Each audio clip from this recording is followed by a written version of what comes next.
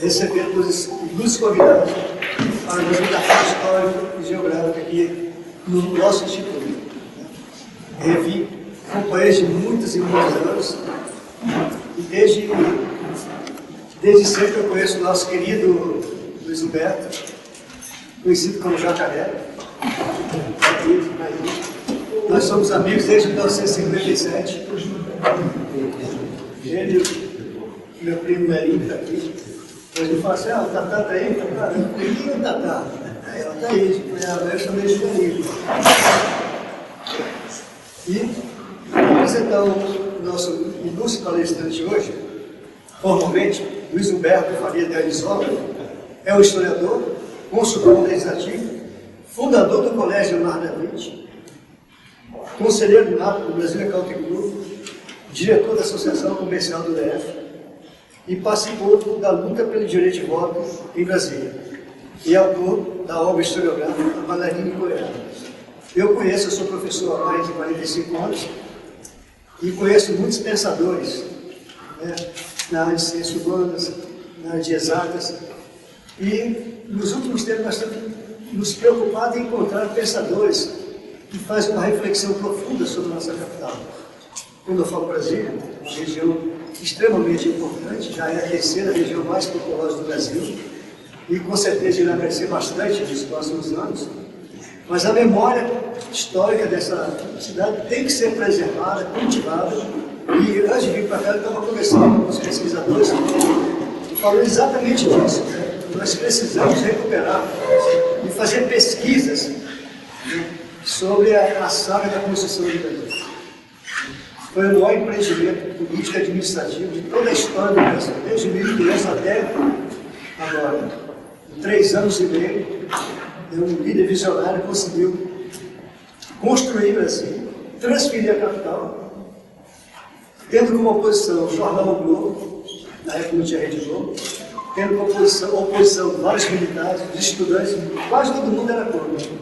E somente a argúcia de um presidente como Juscelino é que permitiu que milhares de brasileiros viessem de todas as regiões do Brasil para construir essa grande cidade, que é o coração logístico do Brasil e o cérebro administrativo.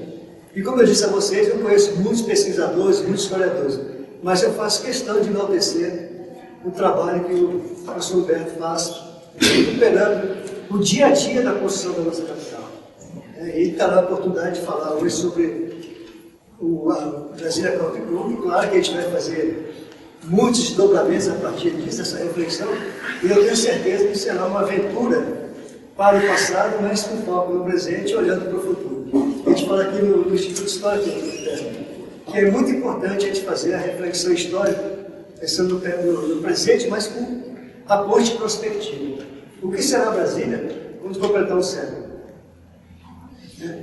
Nós olharmos em 60 anos que ela se transformou, como é que vai ser os próximos... Agora são 32 anos, né? Está pertinho, logo depois de amanhã. Então eu quero passar a palavra para você e agradecer de coração. Obrigado. A sua presença.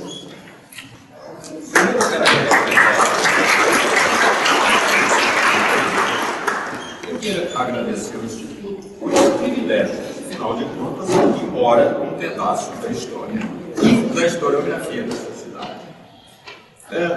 Eu relutei muito em chamar isso de uma palestra histórica.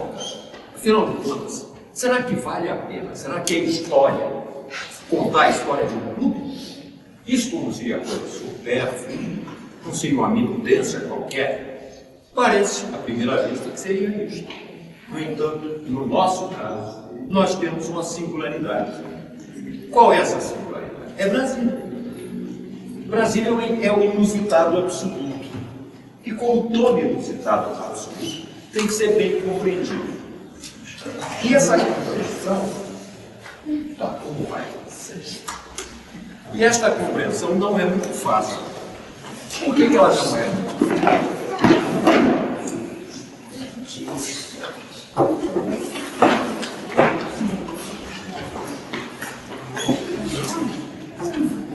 Não é fácil a compreensão da história do Brasil por uma razão muito singular. A ideia de trazer a capital do Rio de Janeiro tirar da praia, tirar do Camarão, tirar de Copacabana e enfiar tudo aqui no Cerrado para vir comer piqui e tomar poeira, era de um atrevimento imenso. Então, só as razões lógicas, só a racionalidade, não seria capaz de fazer isso. Não se faria isso só por razões lógicas. Surgiu então a retórica da mudança. E essa retórica fez milagre. A nossa história, ela é uma história programadamente mitificadora. É invenção de bandeirantes, de candangos que trabalhavam 25 horas no dia, que tinha só 24. É a história de Bernardo Sayão, que derrubava a árvore no peito. É a história dos infatigáveis engenheiros. É a história do sonho de Dom Bosco, que foi apropriado por essa retórica mitificadora. O próprio projeto Lúcio Costa. Vocês conhecem a justificativa que ele deu? Não, olha, isso aqui não é um projeto. Eu fiz apenas o sinal aqui, como foi uma inspiração. É uma epifania. Veio uma musa e falou com ele, olha, faz assim. Isso não é por acaso, não. Isso é deliberado. É de propósito. Você não bastava cativar mentes. Era necessário cativar coração. Então a nossa história, ela tem uma necessidade fundamental de que a gente a veja com um olho crítico, com um olhar crítico. Nós temos historiadores no Brasil. Um deles eu chamo de historiador oficial, que é a doutora Ernesto Silva. A obra de Ernesto Silva é fundamental, mas é exclusivamente a história da obra. Lá se nos encontra um singelo, um escasso. Boa noite, conselheiro. Os senhores não vão encontrar lá referência a um escasso pedreiro. Não tem um alfaiate. Quem era o sacristão que badalava o sino da igreja pioneira? Ninguém sabe. Não tem. Não tinha alfaiate? Ah, tinha que ter. Quem é que fazia comida para esse povo? Ninguém disse. Então, em Ernesto Silva, nós temos a história da obra. Muito bem feita. Muito bem feita. O doutor Ernesto é muito fiel à documentação. De outro lado, nós temos o que eu chamo de memorialistas. Entre eles, nós temos o extraordinário Adilson do Vasconcelos, que é o seguinte, é referência. Referência. Mas é memorialista também. É a história dele na cidade, contando o que vimos. É fonte dos anos demais. Nós temos Manuel Mendes, temos Hugo Buresti, que pouca gente refere, que tem um livrozinho que é uma delícia. Chama-se Reminiscências, acho que líricas e até poéticas do Canto. É uma delícia, mas é memorialista também. E você tem mais, né? Você vai ter o Elon Vander Lopes, que é outra fonte relevante. Mas aí, a gente tem que parar para pensar. Quem fez a crítica da história oficial? Quem é que disse? Espera aí, Dom Bosco não sou eu, não. Não foi assim. Ó, Lúcio Costa jogou para a plateia. Aqui que eu conheço, nós tivemos o Paulo Tim. Paulo Tim faz uma crítica muito severa a essa mitificação. Benício Schmidt faz crítica a essa mitificação. E, principalmente, James Holston, um americano que veio se graduar aqui, veio se pós-graduar aqui, e escreveu uma obra absolutamente fundamental. Chama-se A Cidade Modernista. E nessa obra, o Holston mostra a construção desses mitos que fundaram a cidade. E esse mito ficou tão entranhado no nosso imaginário que a gente não consegue escapar dele.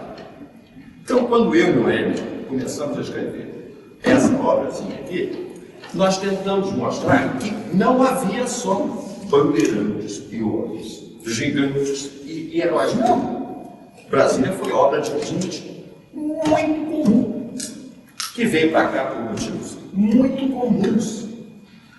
Uns vieram para melhorar de vida, outros vieram fugindo de um casamento que não deu certo. Todos eles vieram tangidos por uma necessidade interna. Agora, há diferenças. Aqueles outros que vieram tangidos pela dura imposição da lei. Esses sofreram. Esses sofreram. Ó, você está no Rio de Janeiro, está lá morando em Copacabana, seu salário é lá, seus amigos estão lá, e aí vem o daqui a 20 dias, você vai ter que mudar para o Cerrado. E não tem jeito. Se não for, você não tem salário. Além do temar, não tinha camarão, não tinha biquíni, não tinha bossa nova, não tinha nada. Nada. Então, o sofrimento, tinha muita coisa. O sofrimento desses que chegaram aqui, eu vivenciei. Eu cheguei muito cedo a primeira vez aqui e era muito menino. Testa, talvez, a mesma coisa. A Thaís chegou aqui também, menino. O Wilson também. Então, nós não sentimos isso. Que menino, qualquer lugar está bom. Eu me lembro de 61 por aí. Eu vi aqui onde hoje é o colégio que eu estudei a fundar. Chovia muito, a gente fazia um caixote e vinha remar. Remava aqui quando chovia muito. Então, para nós que chegamos aqui jovens, o baque não foi grande. Mas olha, para quem veio para cá, obrigado. Foi cruel, foi cruel. Tem um trecho que eu escrevo no paramento aqui, que foi a mudança do Supremo Tribunal Federal. O sofrimento daqueles 11 ministros é claro quando você lê a ata. Dos 11 ministros, 4 não queriam vir de jeito. Não, mas não vai. Na data mais nessa.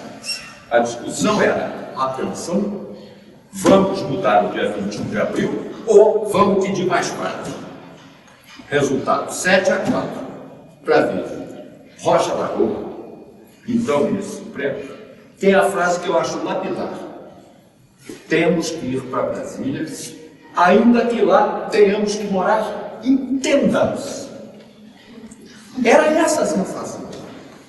Nelson Brito veio 30 dias antes fazer uma inspeção. Ele foi pessoalmente visitar os apartamentos. Os fogão do apartamento de Vossa Excelência, ministro Gaúcho, funciona. O nível é este. O sofrimento era muito grande. E não só de ministros. Porteiro, motorista, oficial de gabinete, todos passaram pela mesma dificuldade. E aí é que entra a importância do campo público. O deputado Nelson Meia, ele tem uma frase que me marcou muito. Ele diz o seguinte: nós somos árvores adultas transplantadas. Como é que nós vamos nos enraizar? E esse enraizamento foi promovido, entre outros, pelos clubes sociais, principalmente pelo Brasília, pelo IAT. Esses dois clubes merecem um estudo histórico, sim, porque são singularidade dentro da singularidade que foi Brasília. Não sei se os senhores se lembram, alguns de vocês, do Sérgio de Macau. Sérgio de Macau é uma figura folclórica da cidade. De Macau, para o livro aqui, tem uma testemunha. Olha, o Yacht Club foi o maior fator amalgamador do Brasil. Na visão dele está certo. Só que antes disso, 2 anos antes, o Country Club já desempenhava esse papel. O Country foi fundado em 26 de abril de 1958. Imagina, não havia ainda Palácio do Planalto. Palácio dos Pais estava sendo construído. Palácio da Alvorada não estava inaugurado. Inaugurado estava só o Brasília Palace Hotel. Só. O hotel de turismo estava inaugurado. O resto não havia. Aí juntaram-se 30 e poucos doidos e disseram, vamos construir tudo. A iniciativa desse clube, ela parte basicamente de uma figura que merecia mais reverência, que foi perdida nos caminhos da história. Virou bailarino empoeirado. Por que é bailarino empoeirado? Porque os comuns foram sepultados pela poeira da história oficial. Você não tem história dos comuns, não existe. Não tem. Você conhece Bernardo Israel? Bem. Você conhece Israel Pinheiro? Claro. Juscelino? Ninguém discute, claro. Mas quem é que sabe o nome do sapateiro? Quem sabe? Ninguém. Não há registro. E quando houve um episódio no governo de Jair Quadros, o Núcleo Bandeirantes tinha, a Cidade Livre à época, tinha uma zona, que era um lugar de prostituição. A prefeitura decidiu o seguinte: zona é só nesse lugar. Quer fazer bandaneira, vai fazer naquele quadradinho lá. E fizeram, montaram um guetozinho. E esse gueto foi muito. Ele começou com uma única forma de satisfazer sexo. Não tinha. Aliás, nesse período que estamos tratando, a relação homem-mulher na população brasileira era de 4:1. Para cada 4 homens havia uma escassa mulher. Imagina aquele povo, gente nova, trabalhando, ganhando dinheiro. Como é que vai fazer? Como é que faz? Então arrumou-se o quadradinho, virou a zona boêmia, zona do baixo meio. Funcionou até a inauguração. Depois da inauguração, não precisa mais. Não pode ser uma vergonha para a cidade. Apaga isso. O Correio Brasileiro publicou em 61 uma matéria dizendo: 100 bailarinas foram ontem apreendidas pela polícia, pela JEP e despejadas no meio do mato. Bailarinas eram eufemismo. Não dava conta de chamar as meninas pelo nome mesmo, estavam baixinhas. Todas empoeiradas. Era para apagar mesmo. Era para que se esquecesse o nome dos comuns. E o nome dos comuns foi esquecido. Um desses comuns me merece uma grande devoção. Peri Rocha França. Peri Rocha França foi uma figura inacreditável. Ele que aborreceu Israel. Não, toda cidade precisa de um pulmão. Uma cidade precisa ter um pulmão. Vamos fazer um country club. Country mesmo em inglês, club em inglês também. Que vai ser o pulmão de Brasília. Fizeram e o Peri conversou com Israel Pinheiro e em abril de 58 fundaram o Country Club. E fundaram sem que a área ainda. A área estava prometida. A diretoria da Lava Jato, da qual fazia parte do próprio Peri, disse: não, nós doamos a área. Qual era a área? Era a área onde estava o catetismo. Aliás, estavam os 2 catetismos. E começou-se a trabalhar nisso. A primeira reunião foi feita dentro da Nova Casa. Lá dentro na Candangolândia. E, a partir disso, começou-se a trabalhar na construção de um clube. Esse clube começou com um resto de obras de empreiteiras. Resto de obras. O Roberto Pacheco, vai lá. Roberto Pacheco Fernandes foi um dos fundadores. Ele era dono da construtora Pacheco Fernandes. Roberto, dá para mim aquelas tábuas lá, tá bom? Marco Paulo Rabelo, outro nome que todo mundo conhece. Dono da construtora. Ó, Marco Paulo, vem cá, vira diretor. Virou. Marco Paulo, tem tijolo, tá sobrando. Leva para quebra o buraco. Meio duto por aí, meio. Rabisca aí um paisagismo para nós. E tudo isso foi um entusiasmo dele da Rocha França. A primeira diretoria nossa Israel mesmo não a pôde assumir. Não a pôde assumir porque ele era o presidente da Nova Capa. Então ele não podia acumular. O primeiro presidente foi o Dr. Moacir Gomes dos Santos. Quer ver que esse nome aqui está correto. Isso. Vasco Viana de Andrade, ou seja, era a diretoria da Nova Capa, complementada com alguns liberais. Dino Daldegano foi dono da primeira pedreira da cidade.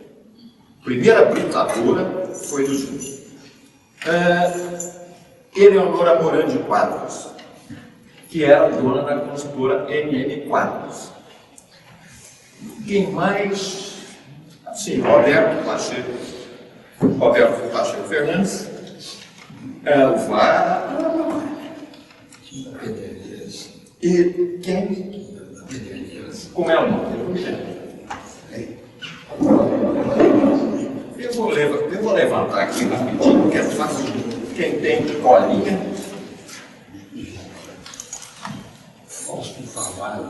Fausto Favalho, ele era engenheiro da Pacheco Fernandes. Isso, exatamente. Então, esse time, aí se juntaram alguns outros empregados de banco, principalmente o Antônio de Paula Pontes, o Tonico, que foi o grande referencial do sistema financeiro aqui no começo do mundo. Carta branca. Oi? Carta branca. Isso, exatamente.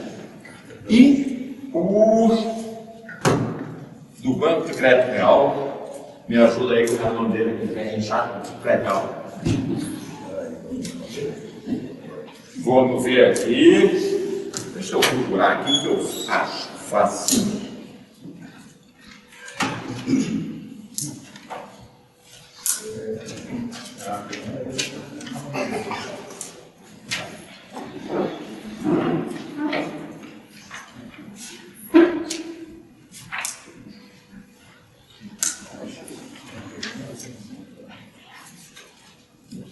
Outro fundador notável foi o Atahualpa Chimpos da Silva Prego, que morreu sem cumprir a promessa que ele havia feito para nós de que ia fazer as memórias.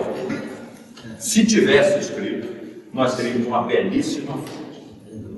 Outro fundador muito relevante, e que ninguém se lembra dele, é o Vicentão, Vicente de Paula Pontes. Era um engenheiro maior que eu, um poço de delicadeza, uma gentileza absoluta. E do Correio tem uma fala maravilhosa. Oi? Arthur Salveiro era o nome do cara, exatamente. A foto do Correio é o Marco Zero, um morro de terra, e lá estão o Cilindro Israel, o Vicente e a Atahualpa Chimpos da Silva Prego. 4 fundadores do Country Club. Num momento que não havia nada, estava se botando o Marco Zero. E a partir disso, é que a gente pode constatar. É uma história singular, promovida por gente singular, para atender uma circunstância singular. O Nelson Menha, voltando a ele, além de chamar de árvores transplantadas, deixei para trás as minhas netinhas, saudades de todas as horas. Repare, no começo do Brasil, nós, crianças, tínhamos família, mas a maior parte do mundo não tinha. Não havia laços, não havia. O cara veio transferido para cá, a mãe dele ficou lá. O outro veio transferido, o filho não quis vir. Ou seja, foi uma época de muita dificuldade de radicação. E essa dificuldade de radicação, ela não se supria só no espaço laboral. Claro, havia OAB, ainda não havia, mas advogados se juntavam com advogados. Como? Onde? De que forma? Então, os clubes sociais tiveram, nesse momento, uma importância fundamental, até mesmo para garantir o sucesso da empreitada do país.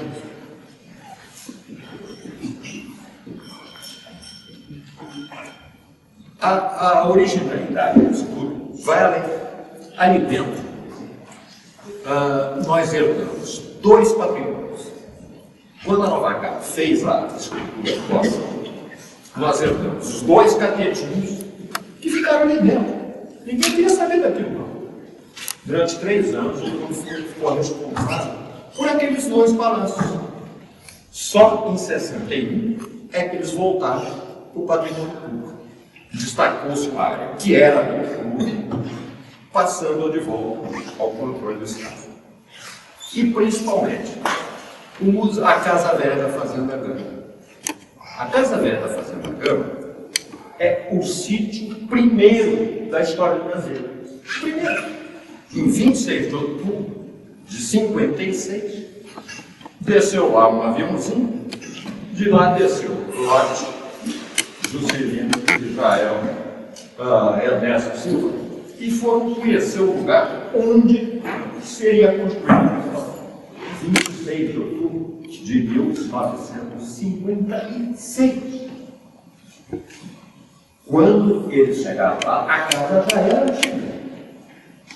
Não se tem precisamente a data de construção da casa. A casa passou lá, funcionava lá. A partir de 56, funcionou uma escola. De 56 até 57, até 64, havia uma escola bancada pela Nova Chapa. Chegou a ter 30 e poucos alunos. Isso foi desativado e a casa ficou lá, como se não valesse nada. É uma tapera. Essa diretoria desse clube, várias ocasiões, tentaram fazer o resgate desse patrimônio histórico. Apoio? Zero. Governo? O quê? Isso aí não interessa para nada. Só há 20 anos atrás é que conseguimos, com recursos da Petrobras, parcialmente, o resto foi bancado por nós, recuperar a casa. A casa está recuperada. Jarbas da Silva Marques, que foi integrante desta casa aqui, tomou a peito a tarefa de mobiliar e de construir o acervo. Hoje tem um museu tombado pelo patrimônio histórico, é o Museu da Casa Velha da Fazenda Gama, preservado pelo campo. E mais do que isso, jamais com o apoio da população. Ou seja, a história de Brasília precisa ser contada e precisa ser preservada. A preservação dessa história é fundamental para todos nós, para que nós não deixemos que os nossos netos acreditem que isso aqui surgiu por milagre. Não foi milagre. Foi muito trabalho, foi trabalho de gente comum, de gente que trabalhou o dia inteiro para construir esta cidade. E aí, o maior monumento que esse povo construiu foi o próprio povo. O povo de Brasília é o maior monumento que nós temos na nossa história. É isso. O resto está com você.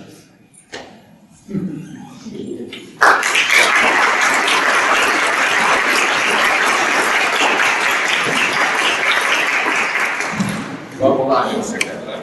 Se você quiser. Aberta perguntas, participações, todo mundo é bem-vindo. Vamos começar? Boa noite a todos e a todos. Tive a honra de ser aqui citado pelo meu amigo Jacaré, que não é mais um jacaré, crocodilo. Tanto que esse homem fez no Brasil. E eu queria dizer uma coisa, que eu tive em algumas palestras para as coisas da comunidade, que muita gente pensa que a construção de Brasília foi feita se colocando tijolo em cima de tijolo. Tudo bem, essa é uma construção. Mas a grande construção de Brasília, como ele colocou muito bem, que é uma obra do povo brasileiro, é o próprio povo brasileiro, integrando todo o Brasil com Brasília, ela começou mesmo lá na Cidade Livre. Com a zona, inclusive. Eu digo num livro meu que Brasília estava proibida de ter uma série de coisas pelas quais eu lutei muito e tive muita dificuldade na vida. Uma, o voto. Todo o Brasil, todo cidadão brasileiro tinha direito de votar, menos nós. Repito, todo cidadão brasileiro tinha direito de votar. Menos nós. Menos nós. O Juscelino, inclusive, criou, pouca gente sabe disso, uma Câmara de Vereadores com 20 vereadores na lei, numa lei 3. Santiago Lemos Ferreira que entrou. Perfeitamente. E não se criou a Câmara de Vereadores. O que aconteceu? Aí eu conto a história da minha mãe. Nós tínhamos um líder da família, o tio João. O tio João tinha uma loja de material de construção e de repente Brasília e tal, isso aqui, ele comprou uns caminhões lá, fechou as lojas de material de construção e veio em Brasília, com 8 caminhões. Vocês imaginam naquela época 8 caminhões. Como ele disse muito bem, 25 horas trabalhando. Aí, nós moramos na Cidade Livre, eu estudei no Ginásio Brasília. Também? Isso. E aí aconteceu uma coisa muito interessante. Ia acabar a Cidade Livre, porque ia ser inaugurado Brasília. Ia ser acabada a Cidade Livre, que era a terra do povo. Passar o trator em cima daquelas crescências. A terra do povo. Porque aqui, chamado plano piloto, tem um nosso membro aqui do Instituto que detesta esse nome plano piloto, não é, Gleice? Ele diz que plano piloto era lá o plano de Lúcio Costa. Nós temos que chamar isso aqui de Brasília. Muito bem, no plano piloto ficavam os trabalhadores e os funcionários públicos federais. Quem entende de energia, e nós somos energia, tudo é energia, imagine de que era constituído, meu amigo Crocodilo, a Brasília de então. Funcionários públicos federais trazidos à força, muitos deles tiveram suas famílias destruídas, porque senão acabava ouvindo empregatício comunheiro. Inventaram, inclusive, uma tal de dobradinha. Sabe o que era dobradinha? O salário em dobro. Porque aí, uma motivação para vir no Brasil. Muito bem, ia acabar a Cidade Livre. E, naquela época, gente, estão falando agora no período eleitoral, né? Falta saúde, falta escola. Naquela época faltava tudo para o pessoal que morava na Cidade Livre, especialmente. Era uma dificuldade enorme. Naquele tempo, Sara Kubitschek começava a querer cuidar dessas coisas e mesmo criando aqui para o Brasil uma coisa maravilhosa em termos de saúde. O Sandu. Hoje que é a bebida lá de Taguatinga, beleza do Sandu. Então, pessoal, desculpe se eu estou estendendo um pouco, mas é que é muito importante dizer uma coisa aqui. É um milagre. A energia negativa desses funcionários federais que foram transferidos para cá e que não queriam de maneira nenhuma. O aeroporto era incrível, a gente ia para lá para ver o avião subir, cheio de funcionário público todo final de semana. Toda sexta-feira. Impressionante. E aí entra aqui um espetáculo muito interessante que me diz respeito. Os funcionários federais tinham apartamento e tal, apartamento imobiliário, etc. E clubes. Clube da Câmara, clube do Senado, clube disso, clube daquilo, clube não sei o quê, tudo. Por quê? Porque foram os clubes que se deu efetivamente, e por isso eu gostaria de registrar, senhor Guilherme, eu não sei aqui qual diretor que pode cuidar disso aqui no Instituto, a importância de discutir Brasília no Instituto Histórico e Geográfico do Distrito Federal. Porque nós estamos indo embora. Eu estou com 77 anos. 74. Votei em você. Não é? É isso aí. Então, senhores, é muito necessário que, especialmente o Instituto Histórico e Geográfico do Distrito Federal, cuide dessa questão histórica que ele colocou tão bem. Então é isso aí. Plano piloto, ia acabar a cidade livre. Nós morávamos num barraquinho lá de madeira e tal, com chão de terra. Minha mãe costureira. Eu costurava das putas. Eram elas que eram as freguesas, as outras pessoas, as outras mulheres que tinham aqui trabalhavam o dia todo, chegavam em casa e usavam a roupa mais comum que possível por causa da poeira, por causa das condições que eram as piores possíveis. Aí o que aconteceu? Aconteceu que os governantes de então, vendo, olha bem, que coisa engraçada, vendo que veio mais gente, mais brasileiro para cá, atendendo o clamor de Juscelino, do que precisava de operário aqui. Precisava de 1.000 operários, vamos dizer assim. Veio 3.000. O que fazer com esse povo? Aí o Israel Pinheiro, que me desculpe, mineiro Israel Pinheiro, sou mineiro de Caratinga, ele inventou uma coisa muito triste para a história dele. Chamou a GEB, Guarda Especial de Brasília, que era a polícia da época, da Nova Carta, e falou: a partir de agora, ali onde hoje é a Universidade Católica em Taguatinga, a partir dali não pode passar caminhão nenhum. Como é que faz com o povo que já chegando aqui? Joga no Cerrado. Igualzinho as putas. Exatamente, joga no Cerrado. E aconteceu, gente, que foi jogando no Cerrado. Os caminhões, o sujeito tinha vendido tudo lá na terra dele, foi para cá com muita dificuldade para ganhar um dinheirinho. Atenção, não era para ficar aqui não, era para voltar para a terra dele com um dinheirinho. Brasília, Deus me livre. Então essa energia, gente, é que precisa ser dita, que o Juscelino e o povo brasileiro venceram essa energia negativa dos funcionários federais e das pessoas que vinham para cá sem raiz nenhuma, sem laço nenhum, sem nada.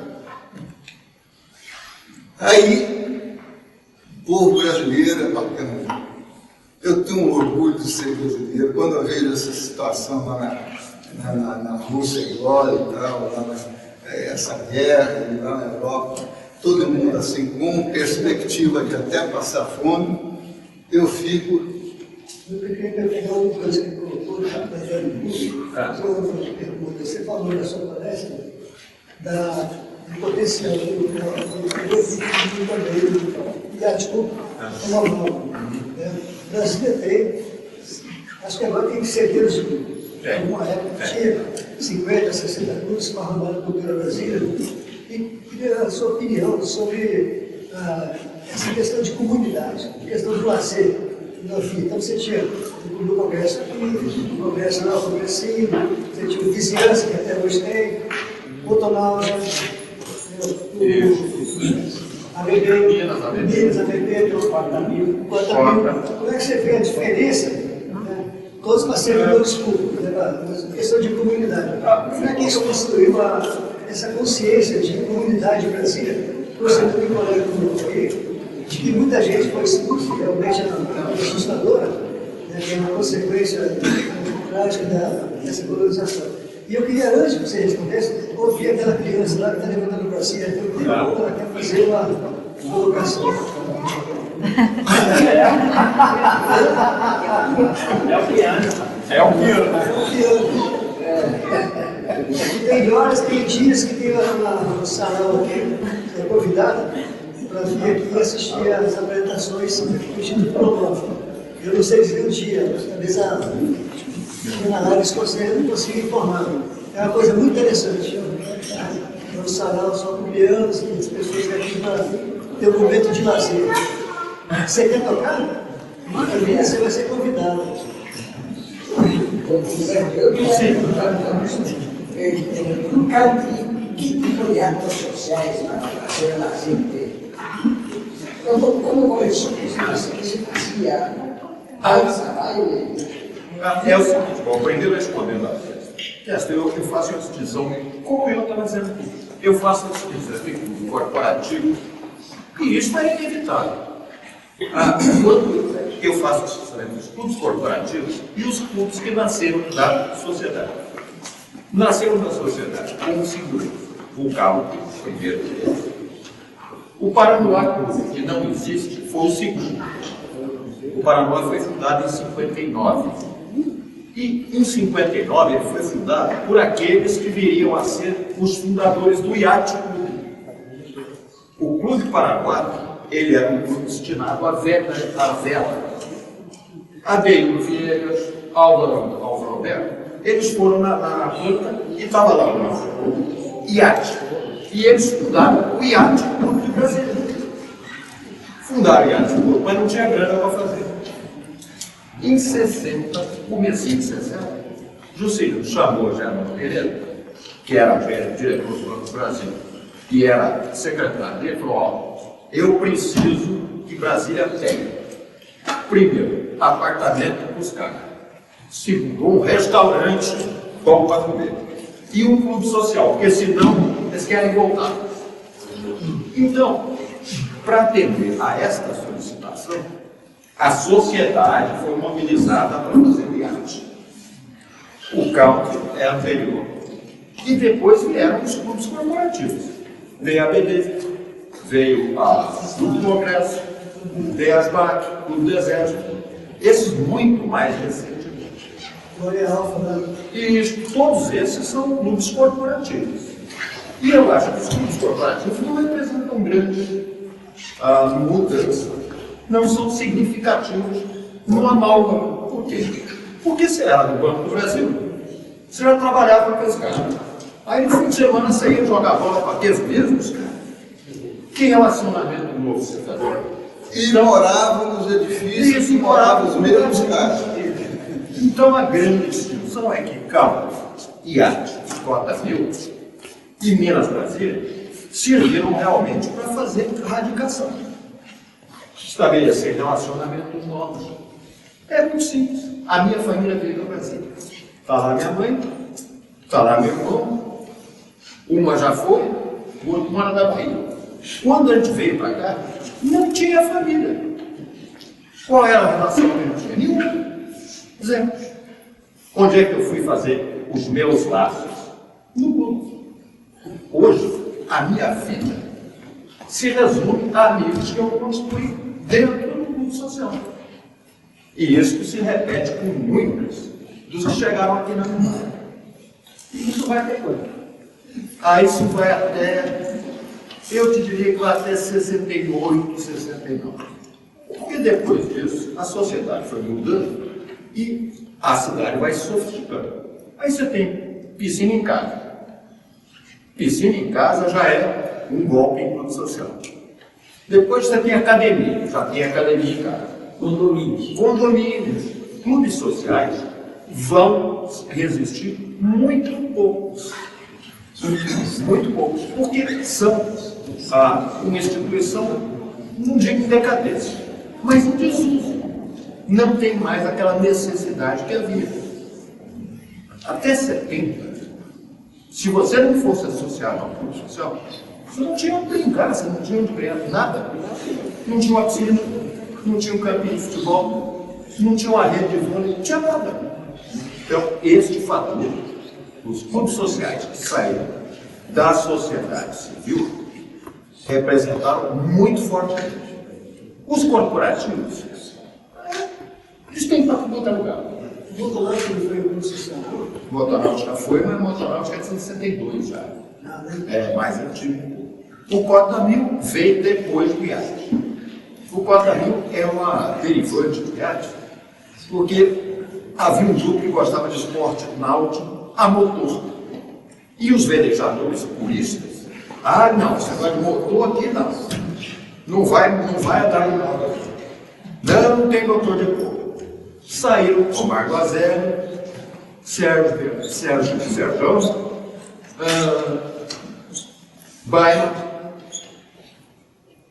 3 ou 4 caras, vamos montar um clube que seja disponível para esportes mecanizados. Há uma discussão de que o Cota Mil teria sido inventado em 59 pela Cartucha. Na verdade, ela inventou um clube de xadrez que funcionava dentro do Brasília Palace Hotel. E esse clubezinho de xadrez é que deu origem ao Cota Mil. Mas, na verdade, ele só foi começar a funcionar em 61, bem depois disso. Tá? Obrigado. Fernando, você queria? Sim. Outra pergunta. Na instância dele, tinha lá as conservatistas, as brancas. Eu só delas primavera. Mas só delas prima e pancreas são distinções também. Eu finalizo. Só 10 é 63, 64. Eu finalizo. Brandinho. É o seguinte, o mais importante disso tudo, porque as pessoas vieram para cá ou por necessidade do dinheiro, ou por problema de família, como ele colocou muito bem, ou forçado por ser servidor federal. Aconteceu então que o Israel Pinheiro fez isso e tinha que voltar o acúmulo de pessoas que tinham vindo para Brasília para suas terras de origem. A pessoa tinha vendido tudo lá, não tinha dinheiro, o caminhão estava ali, não tinha como voltar, aquela coisa toda. E o que aconteceu? Foi todo mundo para o Cerrado, botaram lá umas condições qualquer de lona para cima e tudo, e aí constituíram a Vila Sara Kubitschek. O Juscelino, que estava cheio de problemas em função da dificuldade financeira, da dificuldade de trazer material para cá, de trazer operário para cá, porque as construtoras que eles tinham chamado na hora de um problema, falavam com o Juscelino, afinal o presidente, ele pode tudo. Criaram então, a partir daí, Juscelino viu Vila Sara Kubitschek, falou, nossa senhora, agora vai ser um troço horrível mesmo, a imprensa vai cair, esculhambando e tal. E aí, chamou ele Silva e falou com ele, olha, vê onde tem um córrego aí e vamos levar esse povo para lá. 1958, 5 de junho de 1958, criaram Taguatinga.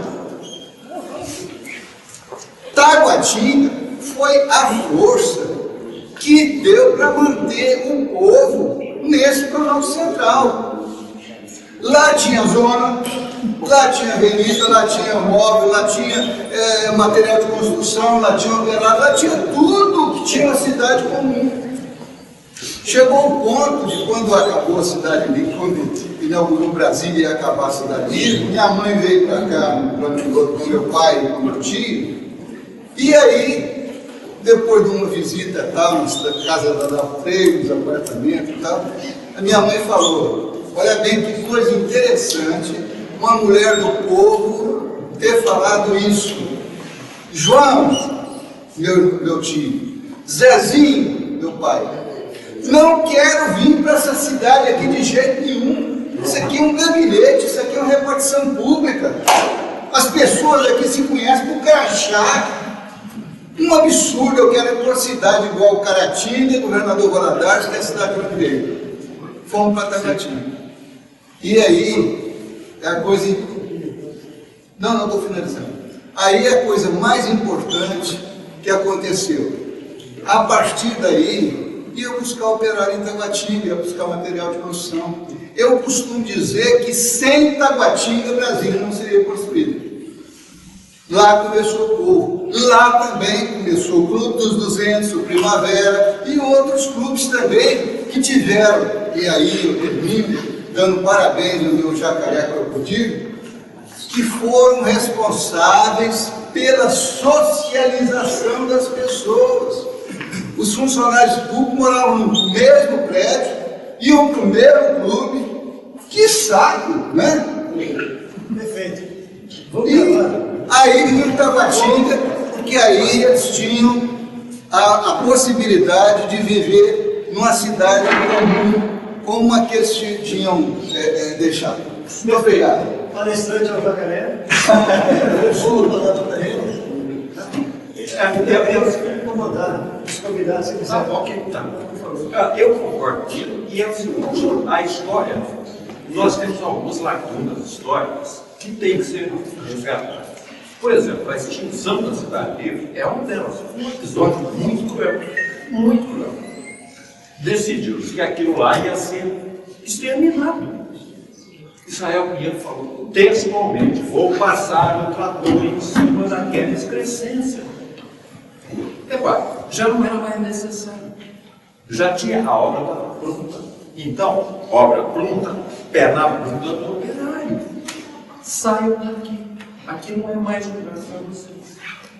Este é um aspecto que está pouco registrado.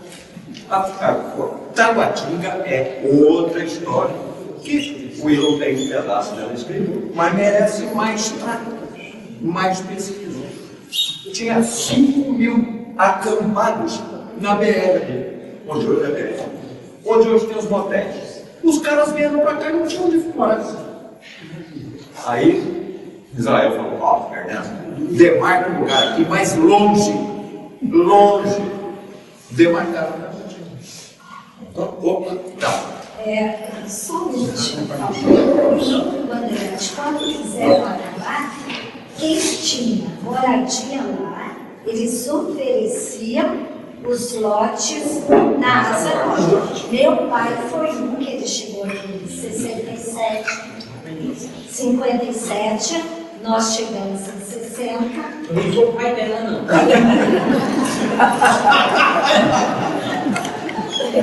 Então, a Asa Norte começou a ser habitada pelos moradores do Grupo Bandeirante. Geralmente os comerciantes. Comerciante. Meu pai tinha um bar e restaurante lá, Juscelino almoçou umas 3 vezes lá, e meu tio tinha uma farmácia perto da zona, na Avenida Central. Só que o tio dela não quis ir para 7 quebras, né? Obrigada. Não, a transferência era a mesma. Havia uma negociação. Quem tivesse lote de Bandeirante, meu pai devolveu. Fechou, foi lá, entregou a chave, devolveu. Mas devolveu mesmo, entregou direitinho. Brasilar S.A. fechou lá e veio para 108. Outros não fizeram tão bem assim, não. Houve quem pegasse o lote aqui e alugasse o lote do Bandeirante. Houve muita tergiversação dessa matéria.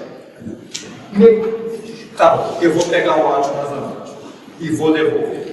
Aí, fingi uma locação, ou fingi pior que isso, invasão. Ah, não, tem invasor lá. Então, a destruição do Grupo Bandeirante, ela não ocorreu porque havia uma instituição da sociedade civil, chamada Associação Comercial do Brasil. A Associação Comercial de Brasília é que fez frente à sanha destruidora da Nova Casa. E como o comerciante à época era a elite da cidade, aí chegou-se a uma solução negociada. Em 63, Ivo de Magalhães assinou um decreto, aliás, assinou um decreto nada, A lei foi votada no Congresso Nacional, tornando o Núcleo Bandeirantes cidade satélite. Ela não era para existir. Ela existe graças à resistência da população. Fernando, vai lá. Não, boa noite a todos. Por ter feito parte da construção de Brasília e colaborado, eu tenho a coragem nesse momento de ver se eu trago alguma coisinha para vocês sobre a história de Brasília. Falar sobre Brasília, nós sempre começar com o Juscelino. O Juscelino, pela sua habilidade, na época dele, tinham dois grandes partidos políticos, o DN e o PSD. O DN, Carlos Lacerda, não queria de jeito nenhum a construção de Brasília. O Juscelino não comprou ninguém, ele convenceu todo mundo. Nós estamos aqui hoje graças à decisão dele. O peito que ele teve de a construção do Brasil, uma coisa que vinha desde o Império. Esse é que é o problema. O Juscelino, quando criou-se a nova CAP, ele sabia que aqui, e na época da construção, as obras aqui eram 24 horas por dia, não se parava não. Entendeu? E tem mais, os acampamentos nossos, 7 horas da noite acabava as luzes dos geradores, e tudo era na base da vela ou da lanterna. Somente às 7 horas da manhã é que voltava você poder ter luz. Isso aí era uma dificuldade. Mas o Juscelino, pela sua habilidade, o que ele fez?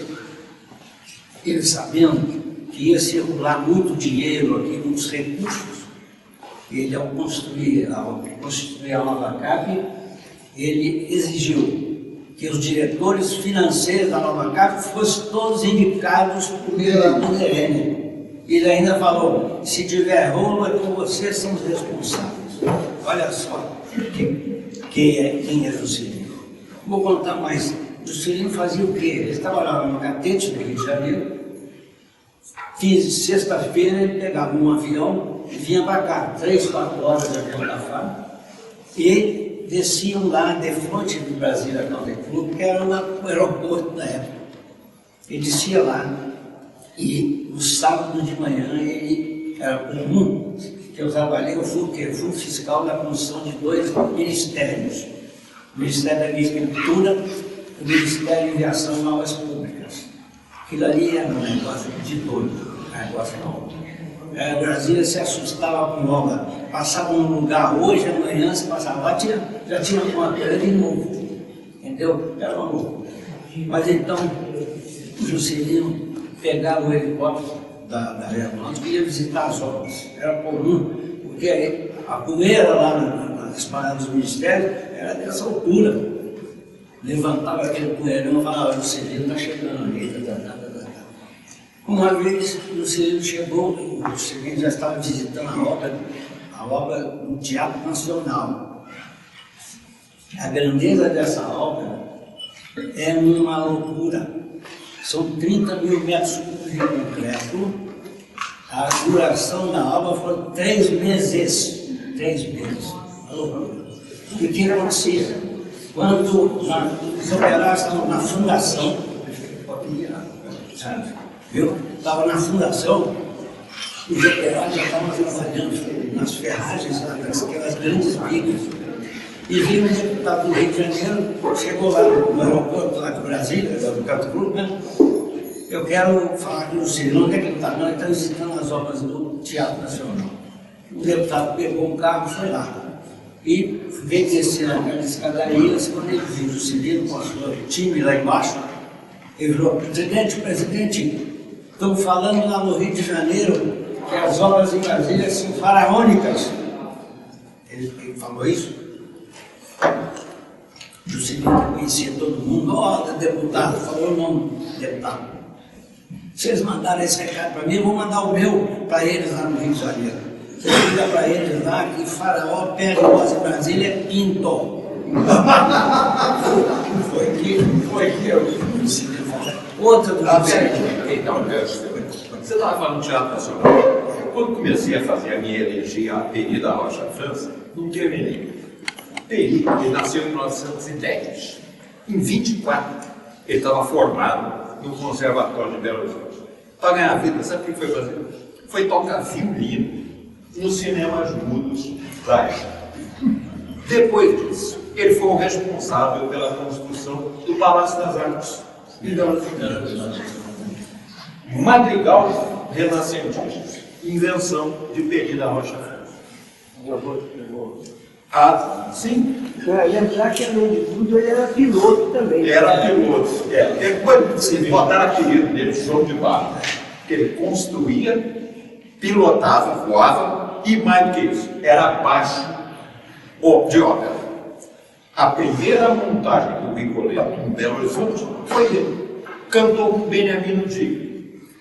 Imagina, é uma figura absolutamente empoeirada pela história dos poderosos. Ninguém sabe. A construção do Teatro Nacional teve uma grande parcela nos resultados. Em 63, no governo Jean-Claude Vargas, vamos retomar as obras. Chamaram dele. Tem uma entrevista dele no Correio, magnífica. É o seguinte, se fosse no tempo do cinema, em 6 meses acabava. Agora, não sei não. O resultado só acabou em 71. Realmente era uma figura que talvez merecesse mais luz. Eu cheguei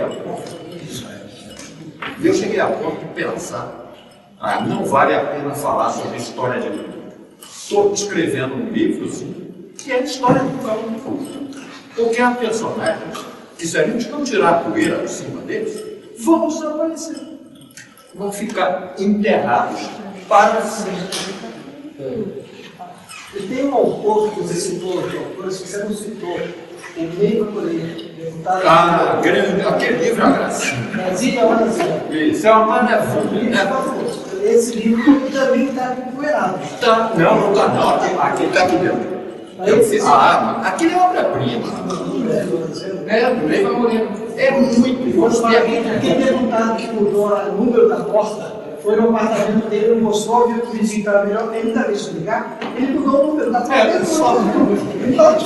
Não sobrou o problema dele. O Neiva Moreira era uma figura. Ele, inclusive, ele que narra a história do Luiz Tomás Mundô. Sim.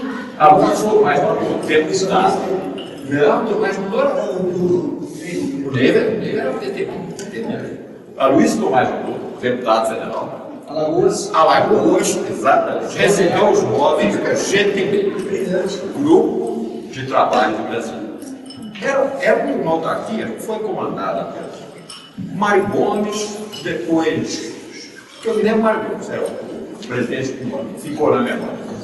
E o Gilberto Amaral trabalhava lá. Aí, assim, o deputado chegava, ia no GTB, e o GTB que dava para ela, vou mobiliar sua casa lá. O Tomás Mundô não gostou dos móveis dele e reclamou. Reclamou de novo. Ninguém atendeu. Ele juntou os móveis todos, botou no meio da quadra e tacou fogo ali. Tacou fogo no mobiliário. E segurou uma arma para ninguém apagar. Exatamente. Aí ele chegou lá e falou, está queimando, vai apagar. Ninguém vai apagar meu incêndio aqui, não. Não quero esse mobiliário. De trabuco não. Mas é uma obra muito importante. Agora deixa eu falar uma coisa, o Nabucco, o novo, os móveis foram devolvidos e depois foram devolvidos os mesmos. Quando devolveram os mesmos, ele ficou sem gasto. Depois o filho dele foi ser associado com o filho dele, e foi quando o deputado foi ser associado ao nosso clube. Aliás, é interessante que quando o clube foi fundado, não havia nenhum deputado, nenhum senador e nenhum ministro. Até porque todos moravam no Rio de Janeiro, quando da fundação. A primeira referência que eu achei à diretoria de hipismo no clube tinha um advogado, não sei o que, então, Xavier de Albuquerque. Foi o primeiro diretorzinho daí. Logo depois viria a ser presidente do STF. Ou seja, era fundamental aquele espaço de convivência. Por lá passaram praticamente todos os luminares dessa cidade. Vitor José Alves, Evandro Rios, Daniel de Albuquerque, Darcy Ribeiro, Célio Nicolas, Edson Porto, Manuel Scarpesini. Ou seja, a primeira leva. Quem? Humberto Gondivar, Humberto Gomes. Mas Humberto é um pouquinho mais recente. presidente do STJ. E Graças a Deus. Agora, que livro é esse? Você não tem propaganda do seu livro, é esse? isso aqui. Bailarino liberado. Dá uma olhadinha aqui, porque a edição esgotou, cara.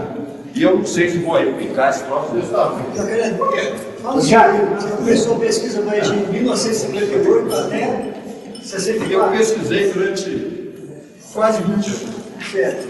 Mas aí está retratado Ali de sobre 56 até 64. Até 64. Até o gol. Olha, Para no 2 volumes e meio. Isso. Isso que me falou bem, você está tentando dar uma continuidade, seria de 64 até quando? Não, agora eu estou fazendo outro projeto. Que é o projeto que mais ou menos vai no que o William está fazendo. Eu estou fazendo agora a história da autonomia política da cidade, que é a conquista do Artigo 86. Não, ela começa antes, é claro. Mas ela vai acabar em 88. Isso, na Constituinte. E a outra É é. pergunta, esse texto aí. Havia uma comissão no Congresso, do Senado, que era a comissão do BR. Sim. Você nomeava o senador de outros estados para fazer aquela memória. Foi perdida. Foi perdida pelos análises. Não, foi perdida. Eu procurei compulsar os arquivos da comissão do DF. Não tem. Não tem. O Senado não tem mais. Tem no arquivo dos Não análises? há mais. Não, acabou, sumiu. Sumiu. Eu enviei. Sumiu. Os anais da comissão do DF. Sentido nenhum para o Senado. Sumiu, não tem. É prova, eu passei um mês no Senado. Eu acho que tem que Correndo atrás. Com a Rosa, de presidente do arquivo lá. Hoje. Não, eu fiz Mas isso. eu acho o seguinte, na minha opinião, eu trabalhei no Senado 40 anos. Não é possível que eles tenham desaparecido por memória Olha, da Comissão eu não- Conselho Federal. Pode Isso ser. em algum lugar do Senado. Houve uma época em que eles gravavam aqueles LPs antigos, que era o arquivo do Senado ficava no subsolo. E quando chovia, perdeu realmente muita coisa. Mas é impossível que não se tenha nos anais, nem nos arquivos, uma parte da memória do Conselho Federal. Eu não consegui. Os anais do Senado têm discussões de todas as comissões. Sim, eu sei. Não, e a minha amiga é que eu queria ver a comissão do DF. Porque nós enfrentamos a comissão do DF uma vez. Quando eu estava na sessão Aqui, comercial. os presidentes do Senado, eles podem pedir para pesquisar. Formalmente, uma instituição pedindo para levar Causa espécie eu acho difícil. Não, peraí, não ouvi. causa espécie essa informação que eles abriram mão do seu arquivo. Exatamente. Podem ser maltratados, podem ser mas tem. Mas olha, é o seguinte, o que me levou à comissão foi o seguinte, a comissão teve seu trabalho, mas em 85, eu estava na sessão comercial e nós queríamos fazer o PROIN, lembra do PROIN? Programa de Industrialização do Sertão. O presidente era de Goiás, acho que era Irança, Isso. e era contra a industrialização. O Goiás tinha aquele. Não, Brasília é só mercado consumidor. Aqui não vai produzir nada. Produz em Goiás e compra, o povo de Brasília compra. Rapaz, o presidente, isso foi um obstáculo para a gente conseguir aprovar incentivozinhos bons para começar a industrializar a cidade. Aí, um belo dia, Ronan Tito, senador, ligou para a Núria Andraus e para a Lilian corre, bota hoje em votação. Por quê? Porque o presidente está em Goiás. Aí conseguimos aprovar. Então, ele faz assim. Mas eu vejo assim, viu? E aí é o seguinte, aí eu falei, quero ver como é que é esse troço. E não achei as vantagens. Eu procurei, e a Lauro Barbosa, que é pai da Noemi, que foi funcionário do Senado a vida inteira, também procurou e não achou. Não encontrou os anais da Comissão do Distrito Federal. Que coisa impressionante. Eu também já procurei. Você procurou e também não achou? Como é que você colocou aí? É interessante, porque a ideia não tem representação política. É, sei. Não. A ideia era ter representação. Sim. Você falou da Isso. criadores que se Isso. Não. Não vingou porque é bom. e a outra coisa era a questão da indústria. Esses arquivos não foram transferidos para a Câmara? Esses arquivos não foram transferidos para a Câmara? Não, eu conheço a Câmara, talvez no primeiro dia. Não foi esse mesmo. Não, para lá não foi. Não, o acervo tem na Câmara. Quase nada. Quase zero. Não tem nada.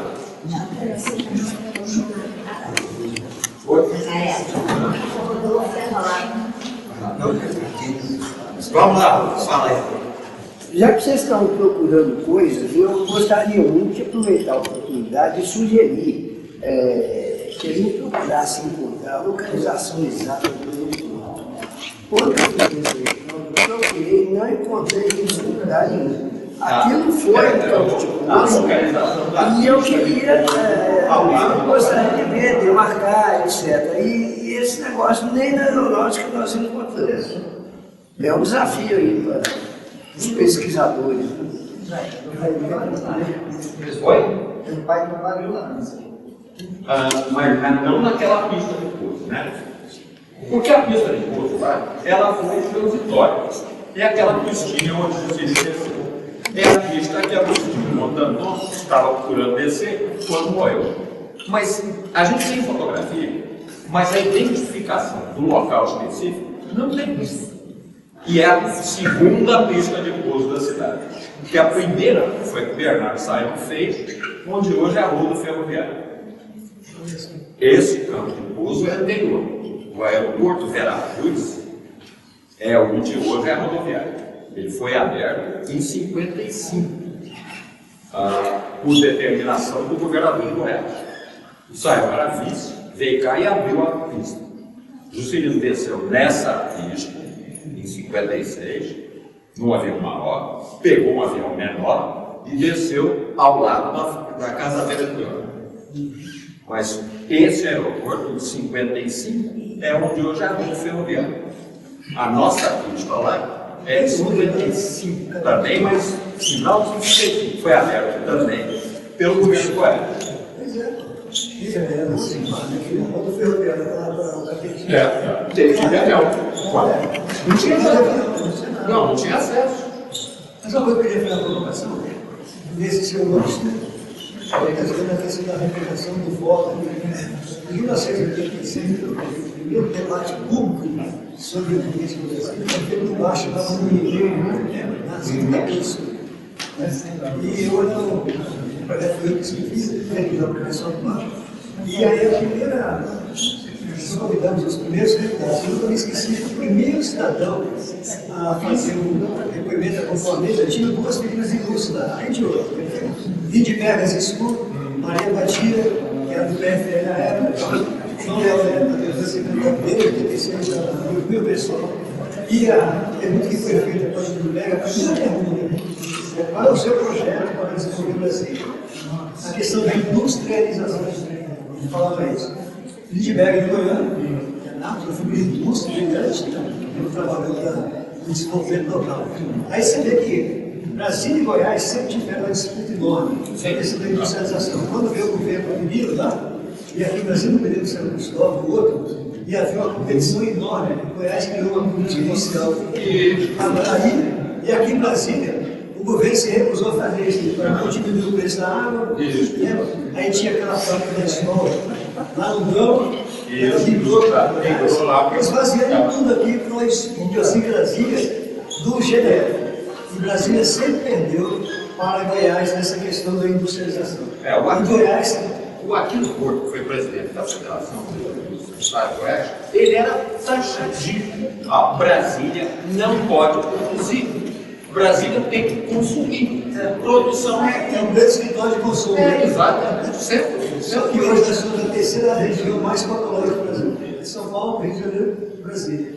E aqui estão 3 milhões e 300 mil pessoas. Vai chegar a 5, 6, 7 milhões, querendo aquela expansão de dentro para fora. A colocação que você fez é realmente instigante. O que vai acontecer com esta cidade daqui a 20 anos? Pois é. Daqui a Esse é 30 um anos. pouco, a mudança da memória e a visão prospectiva. Recuperar a poeira, tirar Isso, tirar a poeira desse. Mas também nós temos que mostrar, né, o cristão, o diabetes, né? Você tem que criar uma mentalidade. Vai lá, você quer começar? Eu praticamente estou quase chegando à conclusão, mas eu vou dizer, primeiro, o que se via em Brasília na época da Constituição? O idealismo. O Brasília foi construído pelo idealismo do povo brasileiro. A gente tinha consciência de que 21 de abril de 1960 Brasília tem que ser inaugurada. E assim aconteceu. Eu gostaria de dizer mais aqui, um pouquinho, rapidamente. Falou-se em acabar com a cidade viva. E eu participei de coisas muito importantes aqui em Brasília. Fiz parte da comissão de alvenaria das casas do Bandeirante. Quando Israel Pinheiro falou várias vezes que 21 de abril ele ia passar o trator e ia acabar com o Brasil. Você conheceu Joaquim Garcia Neto? Conheci. Joaquim Cândido Garcia. Então, essa comissão, nossa, foi instituída para quê? Porque a Nova Cap ela queria indenizar o pessoal que estava lá. Indenizando e pagando, então isso aí deixaria de estar lá, o trator podia passar por cima. Acontece que vieram os deputados do Rio de Janeiro, fizeram um discurso lá, um negócio ficou. Agora, alguns foram indenizados e eles, a Nova Cap ofereceu terreno para eles na área norte. E aqueles que foram para lá não tinha demanda, quebraram todos. Entendeu? Esse foi o problema da. Peraí, quando você foi para a Norte, você lembra quem é que já estava lá? Era. Porque você ganhava agora, você perguntava no Bandeirante, você ganhava quantos como chamava aquela que tinha Nariz. Sarquista também está falando. As empresas as oficinas mecânicas. Eu tenho uma sensação, que é muito pessoal, eu não penso isso, que o primeiro prédio de alvenaria da Zona Norte estava na hoje a Siriana. Siriano. Eu acho que a Siriana foi a primeira edificação de alvenaria. Siriano. Não. É do Cusar. Porque você não consegue confirmar. Eu tenho quase certeza de que a Siriana foi o primeiro prédio de alvenaria que eu vi lá. Ele era seu vizinho. Agora, vocês que fazem pesquisa, teve uma época de um incêndio muito grande no Bandeirante, que disseram, naquela época, estava no ginásio Brasília, que foi um incêndio criminoso. Não, é o seguinte. Essa versão existe. Mas me parece teoria da conspiração. No Bandeirante pegava fogo. Se você cuspisse cachaça lá, mais ou menos quente, ia pegar fogo. Mas uma coisa Era que muito cuidadinho, estava muito aplicado. só a bandeira. Não tinha ninguém estabelecido naquela pista. Eu estava saindo para ir para a escola lá, eu tinha 8 anos de idade. Voltei correndo a visita, está pegando fogo lá e tal. E aí, o que a gente sabe, realmente, as pessoas saem entrava lá, naquele dia morreram, acho que 2 ou 3. Então falaram que foi um incêndio criminoso. Não sei se foi provocado, mas que saquearam daquele estabelecimento foi provocado. O Bela Vista não foi o maior incêndio. Não, o maior foi 6 meses depois. Começou num lugar chamado não foi no Maracanã, não. Ele começou num boteco chamado. Não me lembro o nome do boteco. Boteco minha casa. E aí foi descendo, e quase que chegou no Beirão. Chegou quase. Esse incêndio quebrou, creio. E aí, nesse momento, é que a cidade realmente não dá mais. É fogo demais, é poeira demais, que é trator demais querendo tirar a gente daqui. Aquele incêndio E a mudança da associação comercial em 61, para mim, marca o fim da glória da cidade dele. A partir daí, ela virou uma cidade Núcleo vai não resistente só. Seguindo a palavra do seu Fernando, depois conta um pouquinho da história que a gente teve para falar do cálculo tudo que tem. É uma história muito interessante também. Vamos terminar. Eu fiz parte também da comissão de sinalização do Distrito Federal, a primeira comissão de sinalização. E por isso mesmo acabei, depois fui diretor-geral do DETRAN. Um dia aqui, começou comigo. Mas, e participei, essa que é importante. Houve uma reunião no Conselho Nacional de Trânsito, no CONTRAN. Era presidente do Carlos Diniz Borges. Ele era meu amigo, e até a reunião do CONTRAN são 18, 20 participantes, entendeu?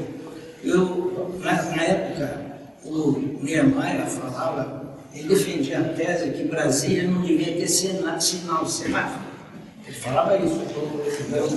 Então, o Silvio, que me conhecia, botou do lado dele nessa reunião. E todo mundo começou a falar, não, Niemeyer tem razão, eu porque o Silvio falava. Ele deu a palavra. Ele defendia o seguinte, que não existia nenhuma cidade no mundo que o sinal fazia essa função, que era toda e tal, e acabou formando que deu uma grande contribuição nessa reunião. Eu só queria... Os primeiros sinais de trânsito foram informativos. Sim, não, eu fiz a sinalização, eu trabalhei. Quando eu fui diretor, eu ia para a rua juntamente com aqueles caras lá, marcar, tinham que fazer, algumas coisas. Mas eu queria. Brasília original não tinha cruzamento. O cruzamento veio em 64, 65. Você não atravessava 500 para 600. Inclusive, Não tinha esses muitos cruzamentos. acidentes já ocorreram por causa disso. Isso, mas dentro da lógica da cidade não precisava, não. A cidade é desenhada para não ter cruzamento e não ter sinal. Isso é essência, pode ser. Então deu certo. Mas é o desenho que fala. Exatamente. Esqueceram do povo. Não tem problema. Mas era bonito. Mas o desenho original realmente não contemplava a ideia do cruzamento. Eu queria concluir dizendo sobre o que poderia ter ocorrido no Brasil, em termos de corrupção, aquele negócio todo e tal. Eu, então, participei do burburinho da Comissão do Brasil, lá, os ministérios, 2 ministérios. Que conhecimento dos problemas que eu trouxe, 2 problemas, e você para vocês. Um deles foi a catedral, debaixo da catedral, tinha um posto de abastecimento dos veículos da Nova Capa. Um empregado lá daquele roubou um tambor de 200 litros de gasolina, levou para casa, foi descoberto e foi mandado para a rua. Isso foi o primeiro problema. Segundo problema, a construção do hospital distrital. É um canteiro de obras que tinha entrada e tinha saída, longe uma da outra. Um caminhão carregado com 6 metros de areia passou, foi apontado pelo porteiro, tá? Deu a volta 3 vezes, foi apontado, foi descoberto, foi mandado embora. É isso, é que eu tomei conhecimento da corrupção em Brasília. Agora, o que é mais importante de tudo isso para mim? Gente, como Juscelino morreu, como Israel Pinheiro morreu, como Pereira, não deixaram fortuna para o Pedro da nossa casa, não tinha apartamento no Banco de Rotó. Pegaram no guarda, entendeu? Esses homens que tudo passaram pela mão deles. Então foi uma coisa, gente, eu não quero saber a alegria que eu sou, sabe por quê? Porque nós estamos falando aqui da história.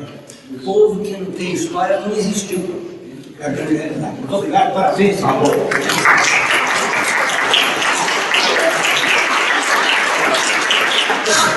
Antes da gente encerrar, porque aqui a coisa é espartana, draconiana. Testa é um grego da testa de karatê, o povo de Deus.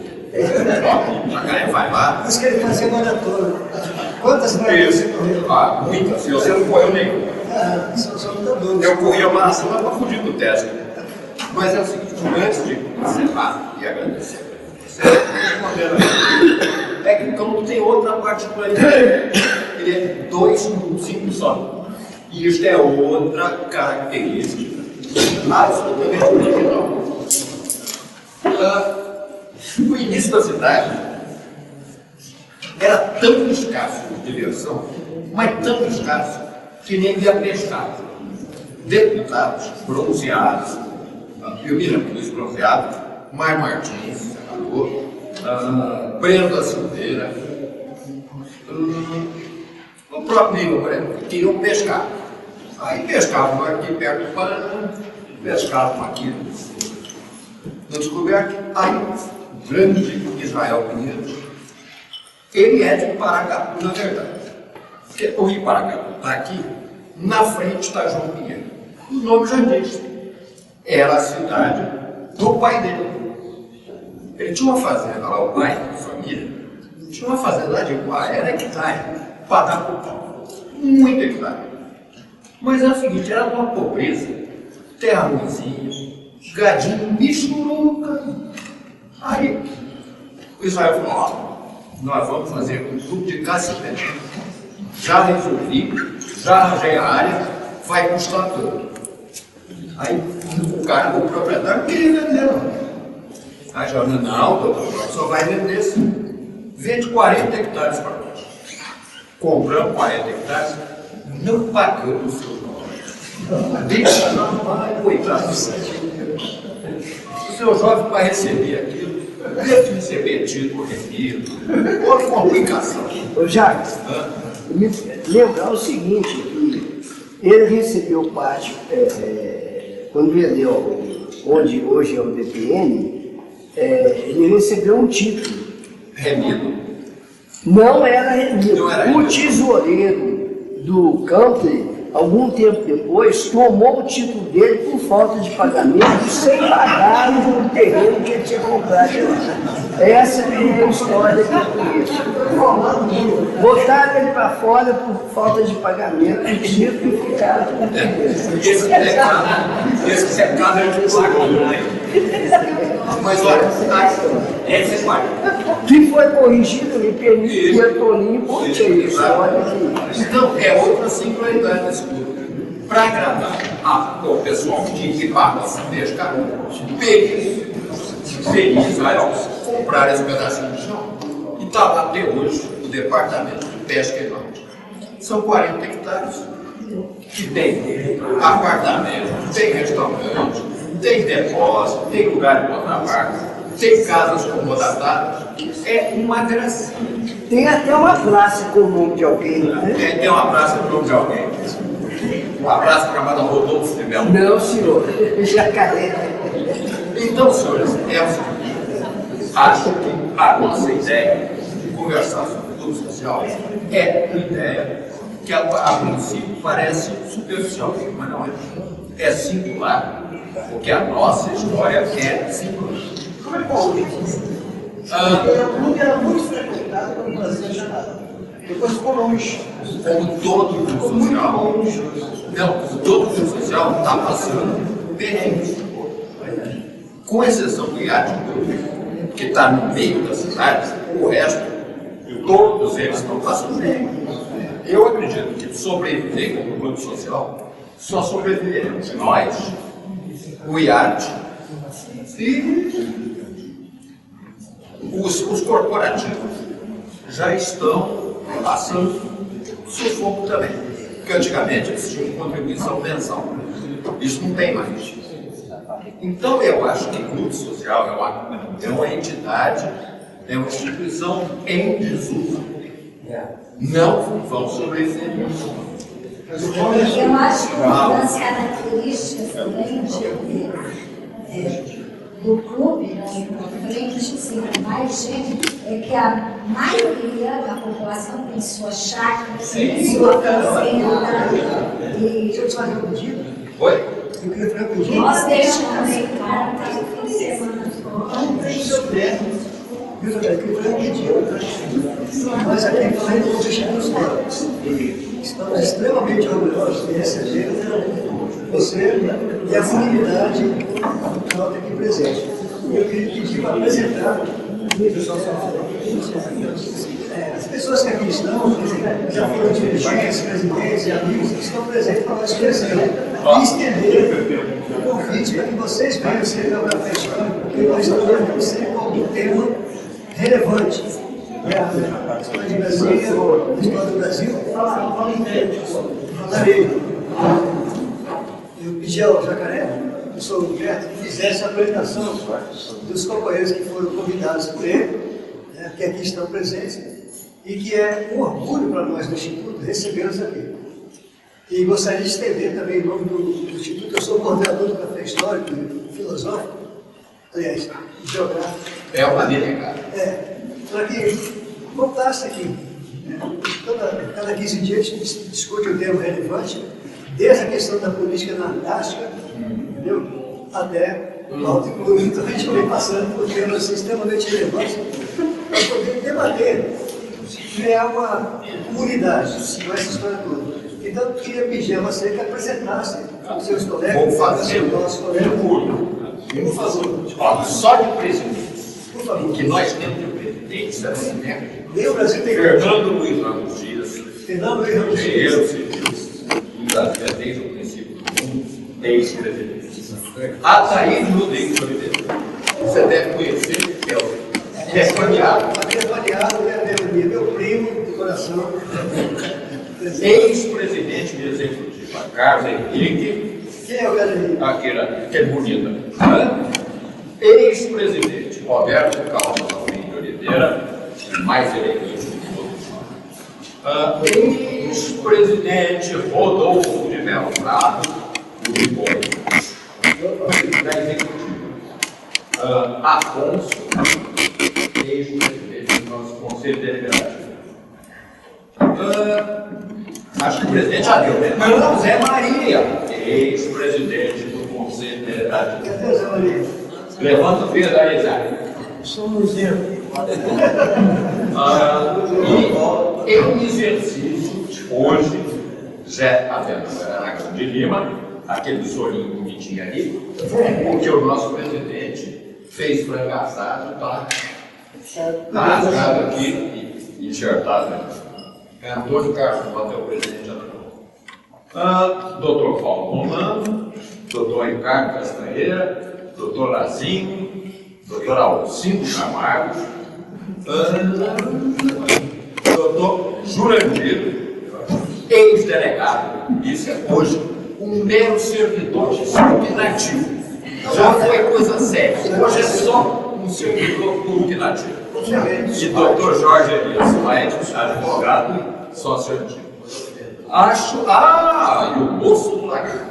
O moço do lagarto é aquele rapaz aqui, Godofredo Diniz, que foi a CNI aqui no parlamento durante uma vida inteira. E Dona Heloísa, nascida. Muito bem. Quem mais está fartando? Castanha. Castanha, Ricardo Castanheira. Eu acho que está fartando. As mulheres. Doutora Carla, também advogada, hoje é diretora de sede. Doutora Miriam, que é minha mulher, aquela bonitinha ali. Doutora Luana, aquela coisa horrorosa, que é minha filha.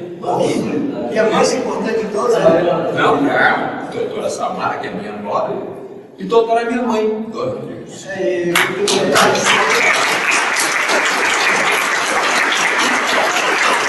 Eu acho que já fiz alguns